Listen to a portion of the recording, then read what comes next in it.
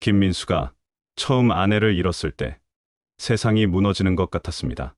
2009년 갑작스러운 교통사고로 아내를 떠나보낸 32살의 민수에게는 겨우 3살이 된 아들 다은이만이 남았습니다. 제약회사 연구원이라는 안정적인 직업이 있었지만 홀로 아이를 키운다는 것은 상상 이상으로 힘든 일이었습니다. 15년이라는 긴 세월 동안 민수는 오직 다은이만을 위해 살았습니다. 늦은 밤 연구실에서 실험을 마치고 집에 돌아오면 할머니와 함께 숙제를 하고 있는 다은이의 모습이 민수에게는 세상에서 가장 소중한 풍경이었습니다. 민수의 어머니인 73 김 여사는 전직 초등학교 교사답게 손자 교육에 남다른 애정을 쏟았고 덕분에 다은이는 또래보다 성숙하고 예의 바른 아이로 자랐습니다. 그런 민수에게 새로운 전환점이 찾아온 것은 2020년이었습니다. 회사 행사에서 우연히 만난 이정아는 31살의 대형 로펌 변호사였습니다. 차분하고 지적인 매력을 가진 정아는 민수와는 정반대의 성격이었습니다. 정아는 적극적이고 야심차며 자신의 커리어에 대한 확고한 신념을 가지고 있었습니다. 다은이 아버지시죠? 정말 의젓한 아이예요. 아버지를 많이 닮은 것 같아요. 정아는 당시 14살이었던 다은이를 진심으로 좋아해 주었습니다. 오랫동안 어머니 없이 자란 다은이에게도 정아는 새로운 희망 같은 존재였습니다. 민수는 조심스럽게 마음을 열어갔고 정아 역시 안정적이고 따뜻한 민수의 성품에 매력을 느꼈습니다. 결혼 후 2년간은 행복했습니다. 정아는 법무법인에서 인정받는 유능한 변호사였고 민수는 제약회사에서 신약 개발 프로젝트를 성공적으로 이끌며 승진했습니다. 다은이도 새엄마를 잘 따랐고 가족은 화목했습니다. 민수는 오랜 기간 혼자 살며 모은 전 재산을 털어 강남의 18억짜리 상가 건물을 매입했습니다. 지하 1층부터 지상 5층까지의 이 건물은 민수 가족의 미래를 위한 투자였습니다. 그러나 2022년 어느 날 민수의 세상이 다시 한번 무너져 내렸습니다. 그날도 평소와 다름없이 연구실에서 실험을 마치고 집에 돌아온 민수는 정아의 휴대폰에서 울리는 알림음을 들었습니다. 정아가 샤워를 하고 있는 동안 호기심에 휴대폰을 들여다본 민수는 충격적인 내용을 발견했습니다. 박현우라는 이름으로 저장된 연락처에서 온 메시지들이었습니다. 박현우는 정아와 같은 법무법인에서 일하는 41살의 파트너 변호사였습니다. 메시지 내용은 일반적인 업무 연락을 훨씬 넘어서는 것들이었습니다. 오늘 저녁 약속은 그대로지. 민수 씨는 모르고 있지? 당신이 없으면 살 수 없을 것 같아. 빨리 정리하고 나와. 호텔에서 찍은 사진들 정말 예뻐. 우리만의 비밀이야. 민수의 손이 떨렸습니다. 더 위로 올려가며 메시지 기록을 확인할수록 상황은 더욱 명확해졌습니다. 정아와 현우는 최소 6개월 이상 은밀한 관계를 유지하고 있었습니다. 출장이라며 집을 비운 날들, 야근한다며 늦게 들어온 밤들이 모두 거짓이었던 것입니다. 가장 충격적인 것은 사진들이었습니다. 고급 호텔 방에서 찍힌 사진들 속에서 정아는 민수에게 보여준 적 없는 표정으로 웃고 있었습니다. 민수가 정아와 함께 찍은 어떤 사진보다도 행복해 보이는 모습이었습니다. 그 순간 샤워실 문이 열리는 소리가 들렸습니다. 민수는 재빨리 휴대폰을 제자리에 놓고 소파에 앉았습니다. 정아가 수건으로 머리를 감싸며 나왔을 때 민수는 평소와 같은 표정을 지으려 노력했습니다. 여보, 저녁 먹었어요? 응. 회사에서 먹고 왔어. 민수는 대답하면서도 정아의 얼굴을 유심히 관찰했습니다. 언제부터 이렇게 자연스럽게 거짓말을 할 수 있게 된 것일까요? 민수가 알고 있던 정아는 정직하고 원칙을 중요시하는 사람이었습니다. 법정에서도 진실만을 추구한다고 자주 말했던 정아였습니다. 그날 밤 민수는 잠들 수 없었습니다. 정아는 평소와 다름없이 민수 옆에서 잠들었지만 민수에게는 옆에 누운 사람이 완전히 다른 사람처럼 느껴졌습니다. 15년 전 첫 번째 아내를 잃었을 때와는 다른 종류의 고통이었습니다. 죽음은 어쩔 수 없는 일이었지만 배신은 선택의 결과였습니다. 다음 날부터 민수는 정아의 행동을 관찰하기 시작했습니다. 그제서야 보이는 것들이 있었습니다. 평소보다 자주 화장을 고치는 모습, 늦은 시간 화장실에서 누군가와 통화하는 소리, 주말에도 갑작스럽게 생기는 급한 업무들. 모든 것이 의심스러웠지만 민수는 확실한 증거를 원했습니다. 결정적인 순간은 일주일 후에 왔습니다. 정아가 출장을 간다며 캐리어를 끌고 나가는 모습을 본 민수는 충동적으로 정아를 따라가기로 했습니다. 정아는 공항이 아닌 시내 한 고급 호텔로 향했고 로비에서 현우를 만났습니다. 두 사람이 자연스럽게 팔짱을 끼고 엘리베이터에 오르는 모습을 본 순간 민수는 모든 것을 확신할 수 있었습니다. 민수는 그 자리에서 돌아서서 집으로 향했습니다. 이제 정아와 마주 앉아 진실을 확인해야 할 때가 온 것입니다. 민수가 집에 돌아왔을 때는 이미 밤 10시가 넘어 있었습니다. 다은이는 방에서 수능 공부에 열중하고 있었고 할머니는 거실에서 뉴스를 보고 계셨습니다. 민수는 평소와 다름없이 인사를 나누고 자신의 방으로 들어갔습니다. 정아가 돌아올 때까지 기다리는 동안 민수는 어떻게 이 상황을 해결해야 할지 깊이 생각했습니다. 자정이 넘어서야 정아가 돌아왔습니다. 캐리어 소리가 현관에서 들려오고 곧이어 정아가 방으로 들어왔습니다. 평소처럼 피곤한 표정을 지으며 옷을 갈아입는 정아를 보며 민수는 마음속 깊은 곳에서 올라오는 분노를 억눌러야 했습니다. 출장 어땠어? 민수의 차분한 목소리에 정아는 별다른 의심 없이 대답했습니다. 너무 힘들었어요. 클라이언트가 까다로워서 밤늦게까지 협상했거든요. 거짓말이 자연스럽게 흘러나오는 정아의 모습을 보며 민수는 이 사람을 정말 알고 있었던 것인지 의문이 들었습니다. 법정에서 진실을 추구한다던 변호사가 이렇게 쉽게 거짓말을 할 수 있다는 사실이 믿기지 않았습니다. 정아야, 우리 이야기 좀 할까? 민수의 진지한 어조에 정아는 처음으로 뭔가 이상함을 느꼈습니다. 화장대 앞에 앉아 화장을 지우던 손길이 멈췄습니다. 무슨 이야기요?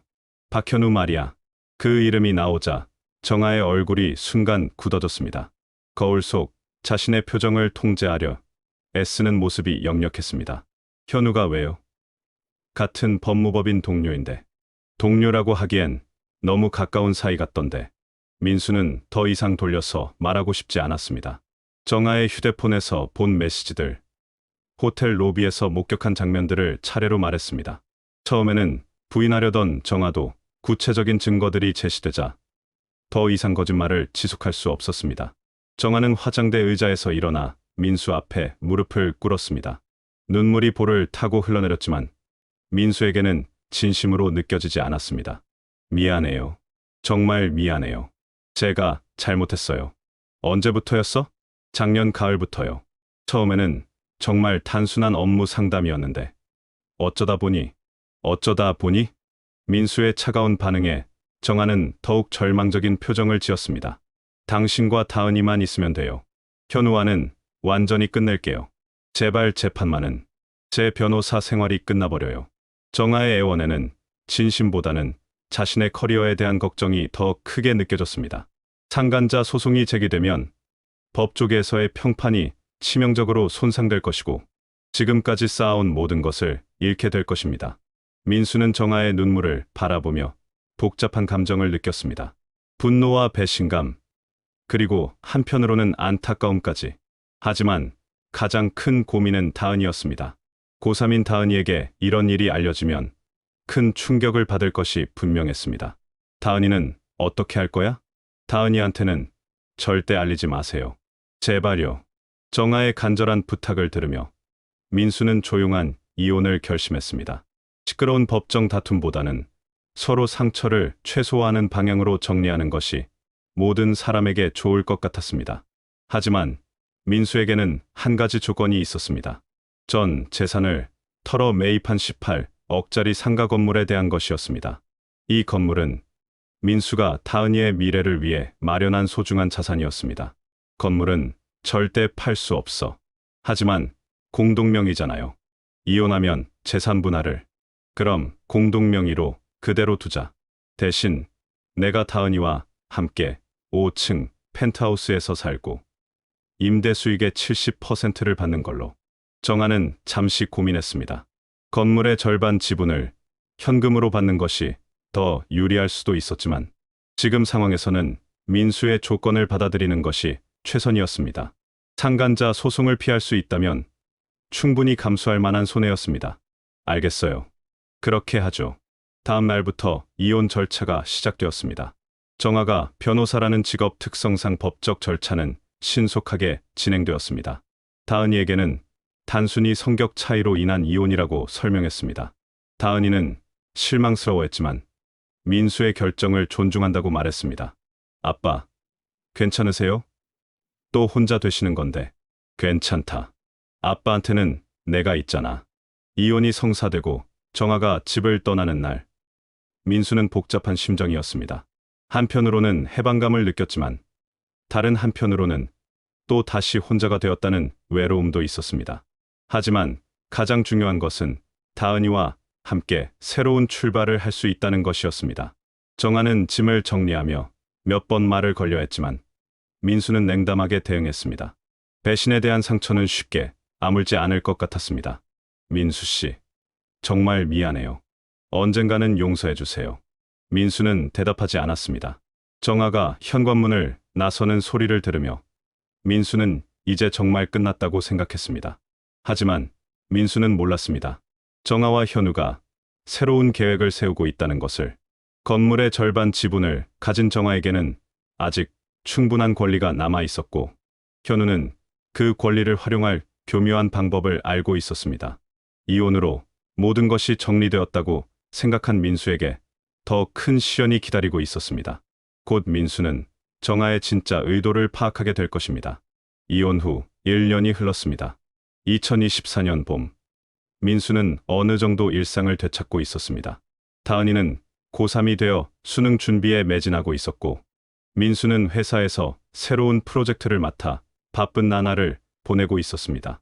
건물 임대 수익도 안정적으로 들어오고 있어서 경제적으로는 큰 어려움이 없었습니다. 5층 펜트하우스에서 사는 생활은 생각보다 편안했습니다. 넓은 공간과 좋은 전망, 그리고 무엇보다 정아와의 아픈 기억들로부터 벗어날 수 있는 새로운 환경이었습니다. 다은이도 새로운 집을 마음에 들어 했고 할머니인 김 여사도 건물 관리에 도움을 주며 보람을 느끼고 계셨습니다. 건물은 총 5개 층으로 구성되어 있었습니다.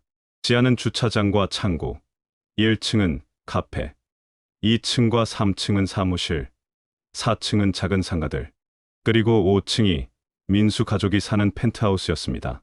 임대료는 매월 꾸준히 들어왔고 세입자들과의 관계도 원만했습니다.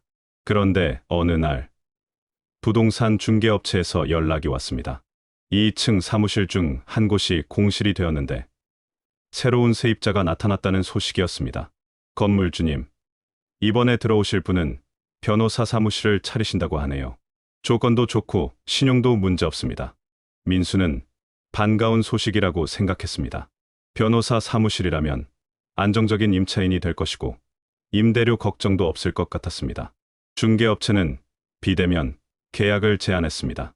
요즘은 코로나 이후로 이런 방식이 흔해졌고 서류상 문제가 없다면 굳이 직접 만날 필요는 없었습니다. 계약자 성함이 어떻게 되죠? 홍정아라고 하시는 분입니다. 대형 로펌에서 독립하셨다고 하네요. 홍정아.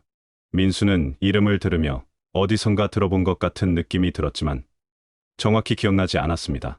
정아와는 성이 달랐고 정아는 이미 다른 곳에서 새로운 생활을 하고 있을 것이라고 생각했습니다. 계약 절차는 순조롭게 진행되었습니다. 계약금, 보증금 모두 정해진 날짜에 입금되었고 서류도 완벽했습니다. 민수는 안심하고 새로운 세입자를 기다렸습니다. 입주 예정일은 월요일 아침이었습니다. 민수는 평소처럼 출근 준비를 하고 있었는데 건물 아래에서 시끄러운 소리가 들렸습니다.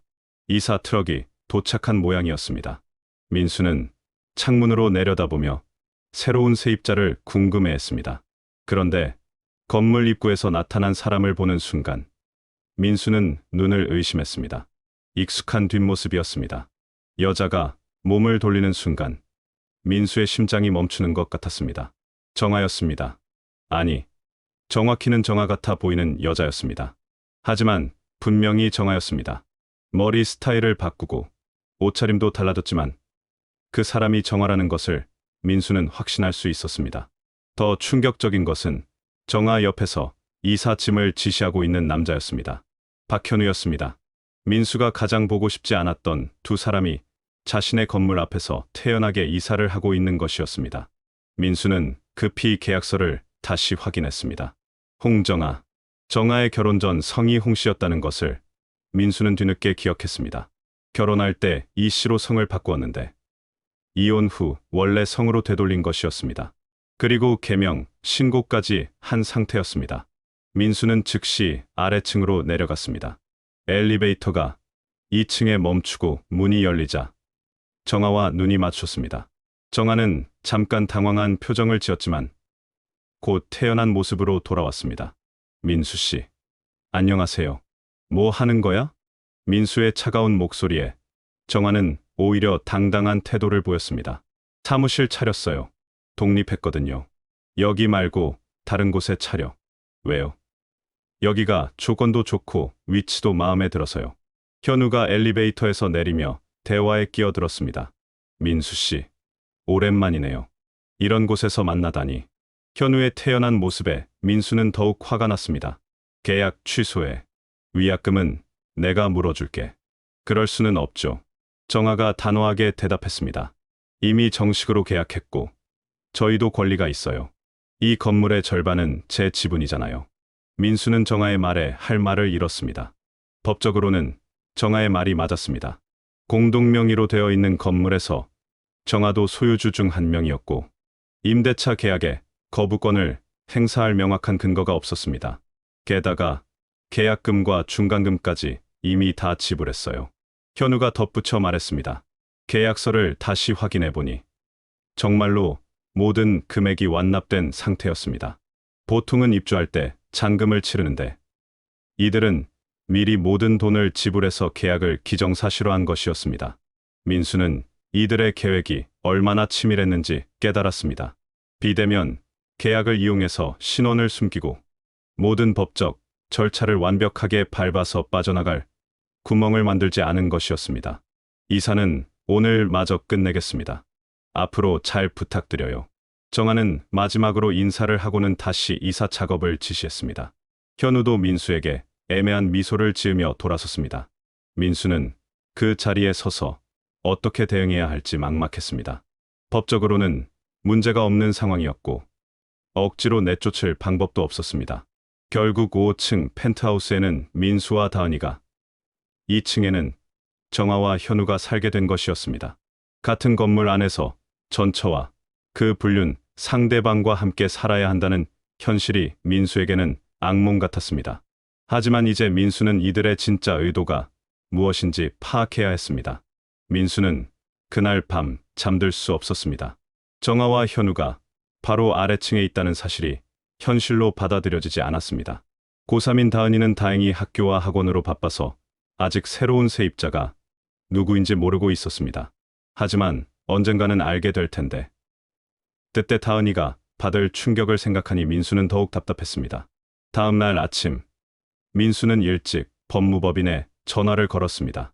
어떻게든 계약을 무효화할 방법이 있을지 알아보고 싶었습니다. 건물주 입장에서 임차인을 거부할 수 있는 권리가 있나요? 계약서상 하자가 없고 임차인이 법적 요건을 모두 갖췄다면 어렵습니다. 더욱이 건물주님께서 공동소유주라고 하시니까요. 변호사의 답변은 민수가 예상했던 대로였습니다.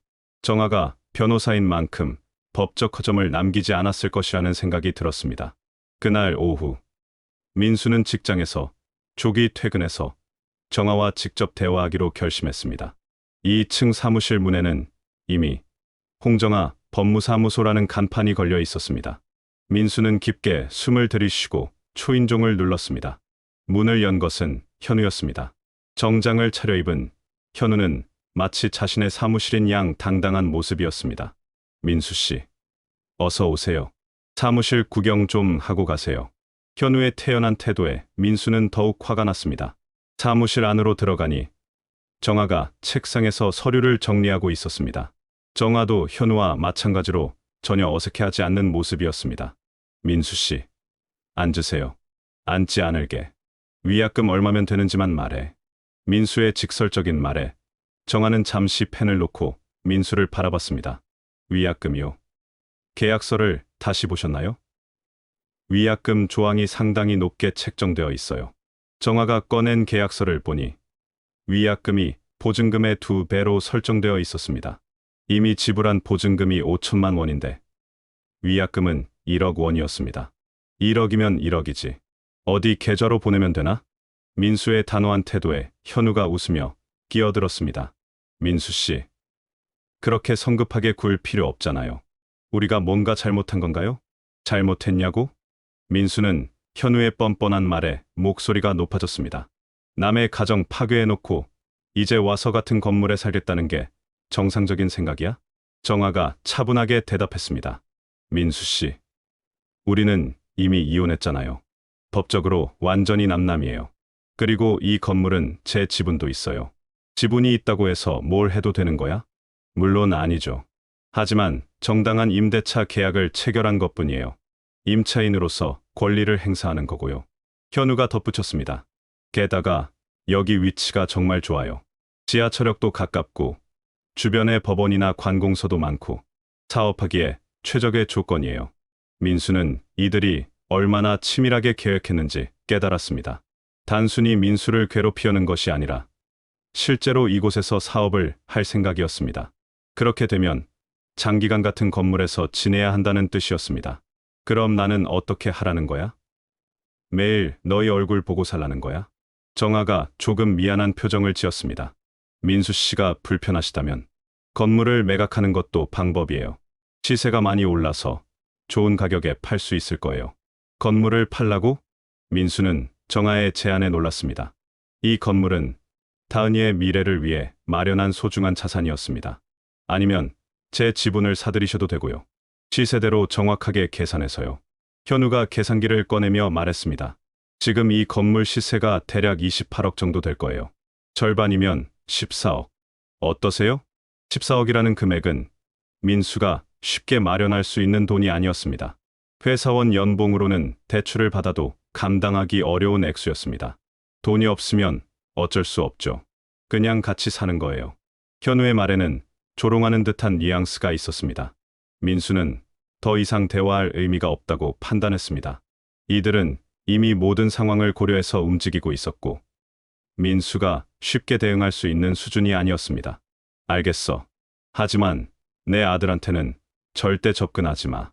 다은이 말씀이세요? 당연히 그럴 생각 없어요. 정아의 대답을 끝으로 민수는 사무실을 나왔습니다. 하지만 복도에서 현우의 목소리가 들려왔습니다. 민수 씨, 현실을 받아들이세요. 우리도 먹고 살아야 하니까요. 민수는 돌아보지 않고 엘리베이터에 올랐습니다. 5층 펜트하우스로 올라가면서 민수는 앞으로 어떻게 대응해야 할지 깊이 생각했습니다. 집에 들어가니 다은이가 공부하고 있었습니다. 할머니께서는 저녁 준비를 하고 계셨습니다.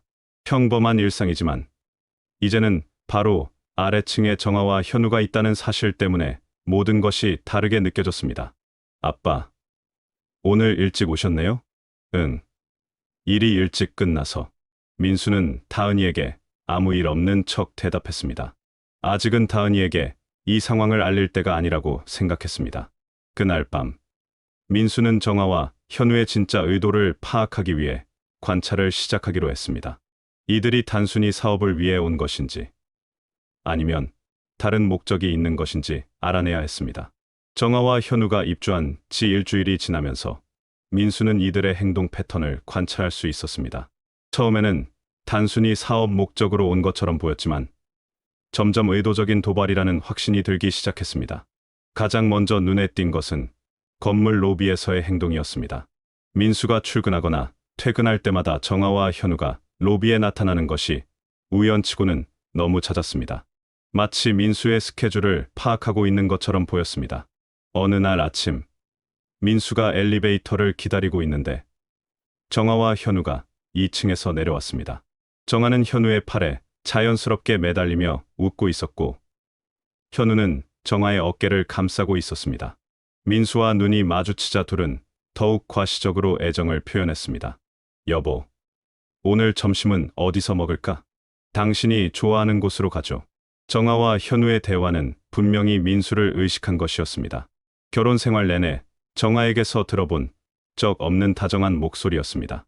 민수는 애써 무관심한 척하며 엘리베이터에 올랐습니다. 더욱 노골적인 도발은 1층 카페에서 벌어졌습니다. 민수가 즐겨 찾던 이 카페는 건물 소유주로서 자주 들르는 곳이었습니다. 사장과도 친분이 있었고 다은이도 가끔 친구들과 함께 오는 편안한 공간이었습니다. 그런데 정아와 현우가 이 카페를 단골로 만들기 시작했습니다. 매일 오전과 오후에 내려와서 커피를 마시고 큰 소리로 대화를 나누었습니다. 민수가 카페에 들어가면 일부러 더 크게 웃으며 행복한 커플인 척 연기했습니다. 정아야, 이 카페 정말 마음에 들어. 여기서 사무실 하길 잘한 것 같아. 맞아요. 분위기도 좋고 무엇보다 편해요. 현우와 정아의 대화를 들으며 민수는 분노가 치밀어 올랐습니다. 하지만 다른 손님들 앞에서 소란을 피우고 싶지 않아서 참고 견뎠습니다. 카페 사장도 상황을 눈치채고 있었습니다. 사장님, 요즘 표정이 안 좋으시는데 괜찮으세요? 괜찮습니다. 신경 쓰지 마세요. 민수는 대충 둘러댔지만 사장의 눈에는 뭔가 복잡한 사정이 있다는 것이 보였습니다. 주차장에서의 일은 더욱 가관이었습니다. 어느 날 저녁, 민수가 집에 돌아왔을 때 정아와 현우가 주차장에서 배드민턴을 치고 있었습니다. 건물 주차장은 공용 공간이지만 운동을 하기에는 부적절한 장소였습니다. 민수가 차에서 내리자 현우가 큰 소리로 말했습니다. 정아야, 스매시 정말 잘 치네. 어디서 배웠어? 회사 동호회에서 배웠어요. 당신도 실력이 늘었네요. 둘은 민수가 지나갈 때까지 계속 배드민턴을 쳤습니다. 셔틀콕이 민수 근처로 날아오기도 했지만 민수는 줍어주지 않고 그냥 지나쳤습니다. 가장 참기 어려웠던 것은 엘리베이터에서의 조우였습니다. 건물 구조상 5층까지 올라가려면 반드시 엘리베이터를 이용해야 했는데 정아와 현우는 이 점을 교묘하게 이용했습니다. 민수가 엘리베이터에 먼저 타고 있으면 이들은 2층에서 타서 1층까지 함께 내려갔습니다. 반대로 민수가 1층에서 올라갈 때는 이들이 먼저 타고 있어서 어색한 분위기 속에서 함께 올라가야 했습니다. 엘리베이터 안에서 이들은 의도적으로 다정한 모습을 보였습니다.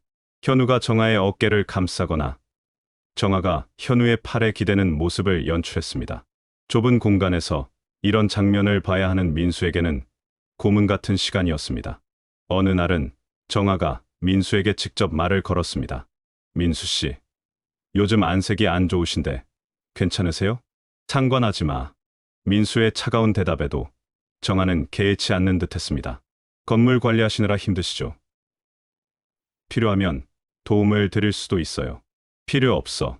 현우가 끼어들었습니다. 민수 씨, 우리가 뭔가 불편을 끼쳤나요? 그런 건 아니잖아요. 우리도 정당한 임차인이고 임대료도 제때 내고 있는데.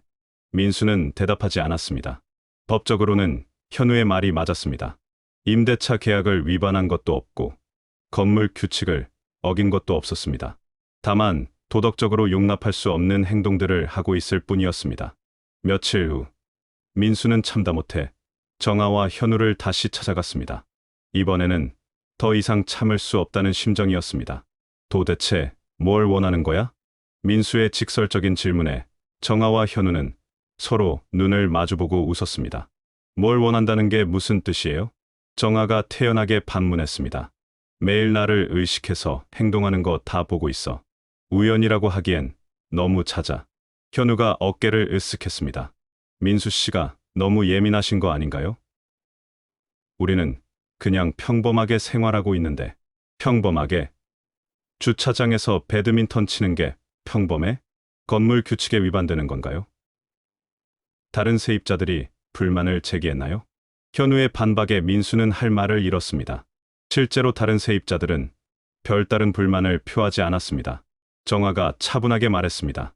민수 씨, 우리는 이미 남남이에요. 어차피 이혼했고 각자 새로운 삶을 사는 거죠.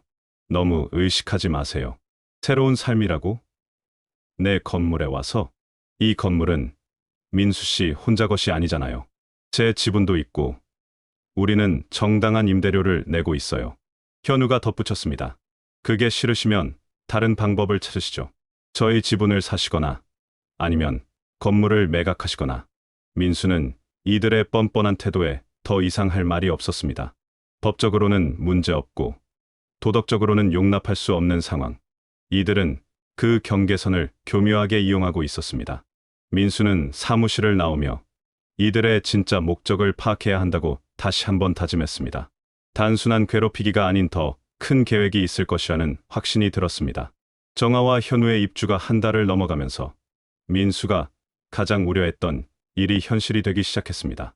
아무리 조심스럽게 숨기려 해도 고3인 다은이가 언제까지 모르고 지낼 수는 없었습니다.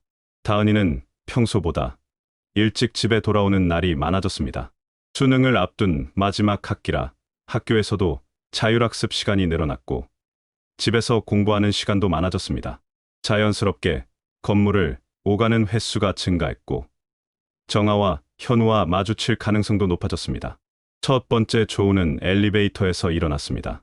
다은이가 학원에서 돌아와 엘리베이터를 타려는데 마침 정아가 1층 카페에서 나오고 있었습니다. 다은이는 정아를 보자마자 당황한 표정을 지었습니다. 정아. 이모? 다은이는 정아를 뭐라고 불러야 할지 몰라 망설였습니다. 결혼했을 때는 엄마라고 불렀지만 이혼 후에는 어떻게 불러야 할지 애매했습니다. 다은아, 안녕. 많이 컸네. 정아는 자연스럽게 인사했지만 다은이는 어색해했습니다. 여기 왜 계세요? 아, 이 건물에 사무실을 차렸어. 아빠한테 듣지 못했구나. 다은이는 고개를 끄덕이며 엘리베이터에 올랐습니다. 정아도 함께 탔는데 2층에서 내리면서 마지막으로 말했습니다. 다은아, 공부 열심히 해. 수능 잘 보고. 네, 감사합니다. 그날 저녁, 다은이는 민수에게 조심스럽게 물어봤습니다. 아빠, 정아 이모가 우리 건물에 사무실 차렸다던데요? 민수는 이미 이런 질문을 받을 것을 예상하고 있었습니다. 응, 그렇더라. 왜 아무 말씀 안 하셨어요? 별로 중요한 일은 아니니까. 민수는 최대한 담담하게 대답했지만 다은이는 뭔가 이상함을 느꼈습니다. 그런데 혼자 사무실 차린 거예요? 아니야. 동업자가 있어. 누구요? 민수는 잠시 망설였습니다. 어차피 다은이가 언젠가는 알게 될 일이었습니다. 박현우라는 변호사야. 다은이의 표정이 굳어졌습니다. 박현우라는 이름을 기억하고 있었습니다. 부모님이 이혼할 때 몇 번 들었던 이름이었습니다. 혹시 그분 때문에 이혼하신 거 아니에요? 민수는 다은이의 날카로운 질문에 당황했습니다. 다은이가 생각보다 많은 것을 알고 있었습니다. 다은아, 그런 건 내가 신경 쓸 일이 아니야. 하지만 아빠, 공부나 열심히 해. 이제 수능이 얼마 안 남았잖아. 민수는 더 이상 이야기하고 싶지 않다는 표정으로 대화를 마무리했습니다. 하지만 다은이의 의심은 점점 커져갔습니다. 며칠 후 다은이의 우려는 현실이 되었습니다. 학교 친구들이 다은이에게 이상한 질문을 하기 시작한 것입니다. 다은아, 너희 새엄마 왜 따로 살아? 친구의 질문에 다은이는 당황했습니다. 뭔 소리야? 우리 엄마가 그러는데. 너희 아파트 아래층에서 젊은 남녀가 살고 있는데 너희 새엄마 아니냐고. 아저씨랑 완전 러브러브 하던데. 다은이는 얼굴이 빨갛게 달아올랐습니다. 동네에 소문이 난 것이었습니다. 우리 아빠 재혼 안 했어. 진짜. 그럼 저 사람들 누구야? 너희 건물 사는 거 맞지? 다은이는 더 이상 대답할 수 없었습니다. 친구들의 시선이 모두 자신에게 집중되어 있었고 어떻게 설명해야 할지 몰랐습니다. 그날 집에 돌아온 다은이는 평소와 달리 말이 없었습니다. 저녁 식사도 제대로 하지 않고 방으로 들어갔습니다. 할머니인 김 여사가 걱정스러운 표정으로 민수에게 말했습니다. 민수야, 다은이 상태가 이상해. 학교에서 무슨 일 있었나? 민수도 다은이의 변화를 느끼고 있었지만 정확한 이유를 알 수 없었습니다. 더 큰 문제는 며칠 후에 발생했습니다. 다은이가 친구들과 함께 1층 카페에 들렀는데 마침 정아와 현우가 거기 있었습니다. 정아와 현우는 평소처럼 다정한 모습으로 앉아 있었고 현우가 정아의 손을 잡고 있었습니다. 다은이의 친구 중 한 명이 큰 소리로 말했습니다. 야, 다은아, 저기 너희 새엄마 아니야? 저 아저씨랑 완전 달달하네. 다은이는 고개를 푹 숙였습니다. 창피함과 분노가 동시에 밀려왔습니다. 정아와 현우도 다은이의 존재를 알아차렸지만 오히려 더 과시적으로 행동했습니다. 그때 현우가 일어나서 다은이에게 다가왔습니다. 다은아, 안녕. 나 기억하지? 박현우 삼촌이야. 다은이는 대답하지 않고 고개만 끄덕였습니다. 아빠는 잘 계시지? 요즘 많이 바쁘시던데. 여전히 다은이는 말이 없었습니다. 친구들은 호기심 어린 눈으로 이 상황을 지켜보고 있었습니다. 현우가 계속 말했습니다. 다은아, 아빠가 새로 시작하는 걸 응원해줘야지. 넌 이제 다 큰 어른이잖아. 이 말에 다은이는 현우를 똑바로 쳐다봤습니다. 눈에 분노가 서려 있었습니다. 저희 아빠는 새로 시작할 것도 없어요. 다은이의 차가운 대답에 현우는 잠시 당황한 듯했지만 곧 미소를 지었습니다. 그렇게 말하면 안 되지. 어른들 일은 어른들이 알아서 하는 거야. 다은이가 자리에서 일어났습니다. 가자. 친구들을 재촉하며 카페를 나서려는 다은이를 현우가 붙잡았습니다. 다은아, 잠깐. 삼촌이 하는 말 좀 들어봐. 놓으세요. 다은이의 목소리에는 명확한 거부감이 있었습니다. 현우의 표정이 조금 굳어졌습니다. 너도 내 아빠한테 물든 거냐? 아빠한테 그게 무슨 태도냐? 이 말에 다은이는 완전히 폭발했습니다. 당신이 우리 아빠한테 뭘 했는데 그런 말을 해요? 카페 안이 조용해졌습니다. 다른 손님들도 모두 이쪽을 바라보고 있었습니다. 정아가 급히 일어나서 현우를 말렸습니다. 현우야, 그만해. 다은이는 친구들과 함께 카페를 나갔습니다. 그날 이후로 다은이는 더욱 침울해졌고 학교에서도 집중하지 못한다는 담임 선생님의 전화까지 왔습니다. 민수는 이제 더 이상 방관할 수 없다는 것을 깨달았습니다. 정아와 현우의 행동이 다은이에게까지 피해를 주고 있었고 이는 수험생인 다은이에게 치명적인 영향을 미칠 수 있었습니다. 민수는 이들의 진짜 목적을 파악하고 근본적인 해결책을 찾아야 한다고 결심했습니다. 다은이와 현우의 충돌 사건 이후 민수는 상황의 심각성을 절감했습니다. 더 이상 수동적으로 당하고만 있을 수는 없었습니다.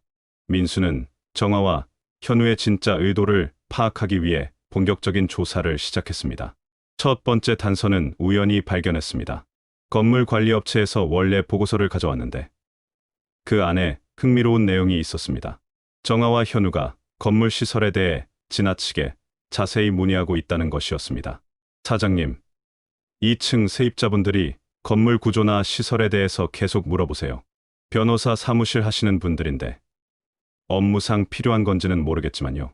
관리업체 직원의 말을 들으며 민수는 의심스러운 점을 느꼈습니다. 단순히 사무실을 운영하는데 건물 전체 구조나 시설 현황을 그렇게 자세히 알 필요는 없었습니다.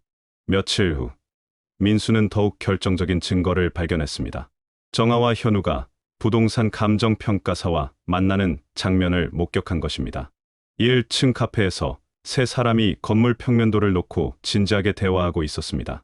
민수는 멀리서 지켜보며 대화 내용 일부를 들을 수 있었습니다. 현재 시세로는 28억 정도로 평가됩니다. 하지만 경매로 넘어가면 시세의 80% 선에서 낙찰될 가능성이 높아요. 그럼 23억 정도? 네. 그 정도로 보시면 됩니다. 현우와 정아의 대화를 들으며 민수는 전율을 느꼈습니다. 이들이 건물 경매를 염두에 두고 있다는 것이 명확했습니다. 그날 밤, 민수는 어머니와 다은이를 불러 가족회의를 했습니다. 할머니, 다은아, 우리 상황에 대해서 솔직하게 이야기해야겠어. 민수는 지금까지 숨겨왔던 모든 사실을 털어놓았습니다. 정아의 불륜, 이혼 과정, 그리고 현재 벌어지고 있는 상황까지. 다은이는 충격을 받았지만 어머니인 김 여사는 이미 어느 정도 짐작하고 있었다는 듯했습니다. 그래서 저 사람들이 우리를 괴롭히고 있었던 거구나. 다은이가 분노에 찬 목소리로 말했습니다. 그런데 아빠, 저 사람들이 뭘 원하는 거예요? 건물을 팔게 만들려는 것 같아. 경매로 넘어가면 싼 값에 나갈 테니까. 김 여사가 걱정스러운 표정으로 물었습니다. 그럼 어떻게 할 거냐? 잘 모르겠어요.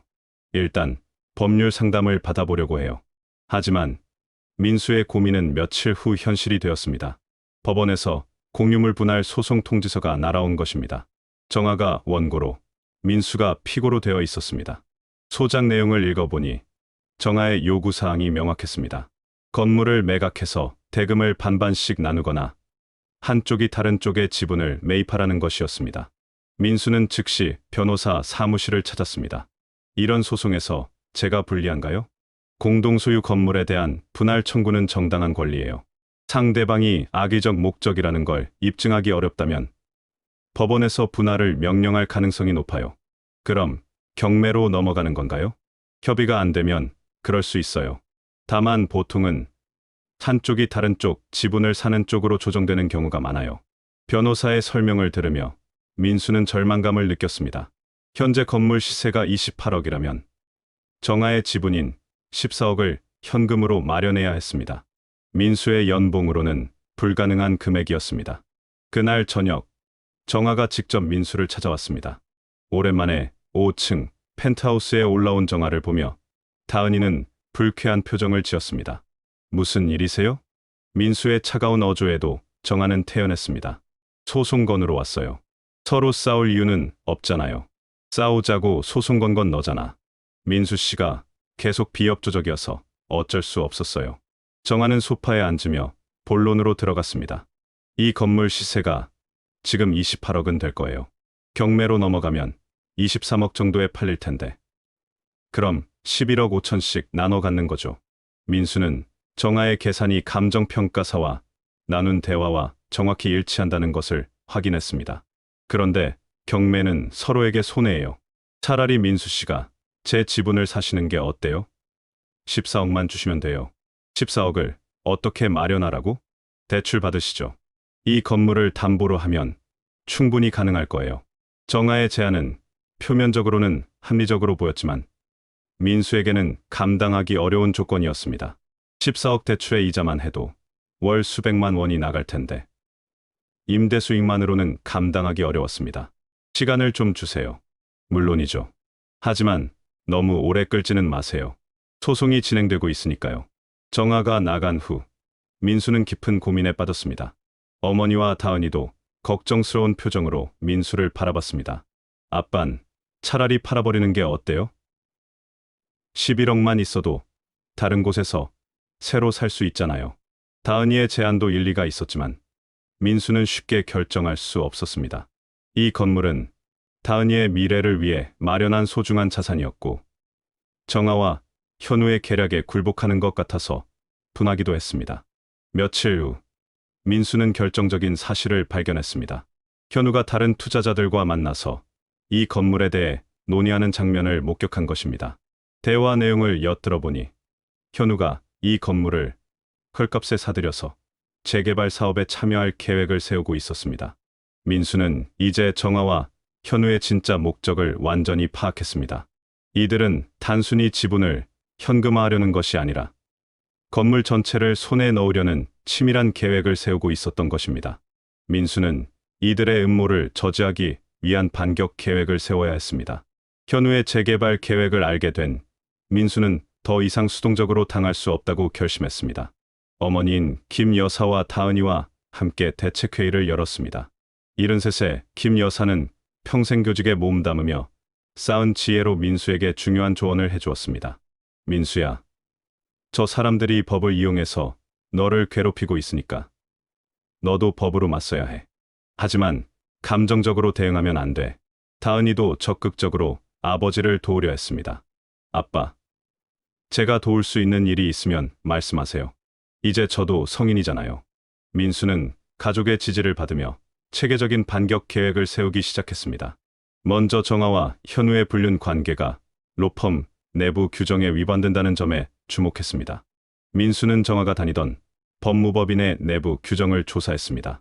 대형 로펌들은 보통 직장 내 불륜에 대해 엄격한 규정을 두고 있었고 특히 파트너급 변호사들의 경우 더욱 엄격한 윤리 기준이 적용되었습니다. 다음으로 민수는 정하와 현우가 만나기 시작한 시기와 이혼 과정에서의 행동들을 면밀히 검토했습니다. 이혼 당시 정하가 재산을 은닉했을 가능성, 그리고 현우가 민수로부터 건물 정보를 의도적으로 빼내려 했던 정황들을 수집했습니다. 민수는 또한 전문 탐정을 고용해서 정하와 현우의 최근 활동을 조사했습니다. 며칠간의 조사 결과 흥미로운 사실들이 드러났습니다. 현우가 여러 투자업체와 접촉하며 이 지역 재개발 사업에 대해 논의하고 있었고, 정아도 부동산 관련 투자 정보를 수집하고 있었습니다. 가장 결정적인 증거는 녹음 파일이었습니다. 탐정이 1층 카페에서 정아와 현우의 대화를 녹음한 것인데, 여기에는 민수를 압박해서 건물을 포기하게 만들려는 계획이 고스란히 담겨 있었습니다. 민수는 절대 14억을 마련할 수 없어. 결국 경매로 갈 수밖에 없고, 그때 우리가 사들이는 거야. 그런데 민수가 버티면 어떡해? 계속 압박하는 거지. 다은이까지 스트레스 받게 만들면 결국 포기할 거야. 이 녹음 파일은 정아와 현우의 악의적 의도를 명확히 보여주는 증거였습니다. 민수는 이 모든 증거를 가지고 새로운 변호사를 선임했습니다. 이번에는 건물법과 부동산 소송 전문가였습니다. 이 정도 증거면 충분히 반격할 수 있어요. 상대방의 권리 남용을 입증할 수 있고, 악의적 목적도 드러낼 수 있어요. 변호사는 민수에게 희망적인 전망을 제시했습니다. 첫 번째 반격은 정아와 현우가 다니는 법무법인에 이들의 불륜 관계와 직업윤리 위반 사실을 신고하는 것이었습니다. 민수는 수집한 증거들과 함께 법무법인 윤리위원회에 정식 신고를 했습니다. 법무법인의 반응은 신속했습니다. 내부 조사를 시작했고, 며칠 후 정아와 현우는 임시 업무 정지 처분을 받았습니다. 로펌에서의 평판과 경력에 치명적인 타격이었습니다. 두 번째 반격은 법정에서 이루어졌습니다. 민수의 변호사는 공유물 분할 소송에서 상대방의 권리 남용과 악의적 목적을 적극적으로 주장했습니다. 원고들은 단순한 재산 분할이 아니라 피고를 경제적으로 압박해서 건물을 헐값에 취득하려는 불순한 목적을 가지고 있습니다. 법정에서 제시된 녹음 파일과 각종 증거들은 판사에게도 강한 인상을 남겼습니다. 정아와 현우는 예상치 못한 민수의 반격에 당황했습니다. 특히 로펌에서의 징계 처분은 이들의 생계에 직접적인 타격을 주었습니다. 민수 씨, 이렇게까지 할 필요 있어요? 정아가 민수를 찾아와서 항의했지만 민수는 더 이상 물러설 생각이 없었습니다. 너희가 먼저 시작한 일이야. 내 아들까지 괴롭히면서 뭘 기대했어? 세 번째 반격은 언론을 통한 것이었습니다. 민수는 언론사에 이 사건을 제보했고, 법조계의 불륜과 직업윤리 위반 문제가 공론화되었습니다. 정아와 현우의 실명은 공개되지 않았지만 법조계 내부에서는 이미 소문이 퍼져 있었습니다. 가장 결정적인 순간은 법원의 판결이었습니다. 판사는 민수 측의 주장을 대부분 받아들였습니다. 원고들의 분할 청구가 권리 남용에 해당한다고 판단됩니다. 따라서 원고들의 청구를 기각합니다. 법정에서 정아와 현우의 얼굴은 창백해졌습니다. 소송에서 패배했을 뿐만 아니라 사회적 신용도까지 크게 손상된 상황이었습니다. 판결 후 일주일 만에 정아와 현우는 건물에서 나갔습니다. 이들의 법무사무소도 문을 닫았고, 더 이상 민수 가족을 괴롭힐 수 없게 되었습니다. 다은이는 아버지의 승리를 보며 큰 자부심을 느꼈습니다. 아빠, 정말 대단하세요. 저도 아빠처럼 강한 사람이 되고 싶어요. 김 여사도 아들을 자랑스러워했습니다. 민수야, 잘했다. 때로는 맞서 싸워야 할 때가 있는 거야. 소송이 끝난 후 민수는 건물을 새롭게 정비했습니다. 2층에는 신뢰할 만한 세입자를 들였고, 건물 관리도 더욱 체계적으로 하기 시작했습니다. 다은이는 이 모든 과정을 겪으며 한층 성숙해졌습니다. 수능도 무사히 치렀고 좋은 결과를 얻었습니다. 가족의 위기를 함께 극복하면서 더욱 단단해진 유대감을 느꼈습니다. 민수는 이번 일을 통해 중요한 교훈을 얻었습니다. 때로는 적극적으로 맞서 싸워야 할 때가 있다는 것. 그리고 가족의 지지가 얼마나 소중한지를 깨달았습니다. 무엇보다 다은이와 함께 새로운 미래를 계획할 수 있게 되었다는 것이 가장 큰 성과였습니다. 건물에는 다시 평화가 찾아왔고, 민수 가족은 진정한 새 출발을 할 수 있게 되었습니다. 정의가 승리한 이 경험은 다은이에게도 인생의 소중한 교훈이 되었습니다.